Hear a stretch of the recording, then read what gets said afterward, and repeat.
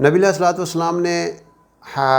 ہر موقع پہ آپ چونکہ ایک طبیب بھی تھے، اللہ کے رسول صلی اللہ علیہ وسلم کی جو طب نبوی کے حوالے سے بڑی باتیں ہیں، طب نبوی ڈاکٹر خالد غزنوی صاحب نے کتاب لکھی ہوئی ہے، اس میں آپ علیہ الصلوۃ والسلام کی غزاؤں کے حوالے سے بڑی باتیں ہیں۔ ایک دفعہ حضرت علی رضی اللہ تعالیٰ عنہ کو آپ نے وصیت فرمائی، اے علی کھانے کی ابتدا بھی نمک سے کرو اور اختتام بھی،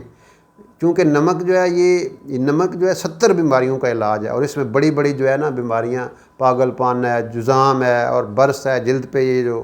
بان جاتے ہیں، اور گلے کا درد ہے، پیٹ کا درد ہے، اور ایون امام جعفر صادق رحمۃ اللہ علیہ فرماتے تھے کہ جو یہ چاہتا ہے کہ اس کے چہرے پہ کیل یا جو دانے ہیں وہ نہ نکلیں، تو وہ کھانے کے وقت اپنے جو ہے نا وہ کھانے کا آغاز جو ہے وہ نمک سے کرے، یا پہلے لقمے پہ تھوڑا سا نمک چھڑک لے۔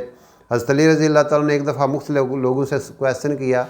کہ بہترین سالن کیا ہے، کسی نے کہا گوشت ہے، کسی نے کہا زیتون کا تیل ہے، کسی نے اور مختلف چیزیں بتائیں، تو آپ نے فرمایا بہترین سالن نمک ہے، اور یہ بھی وہ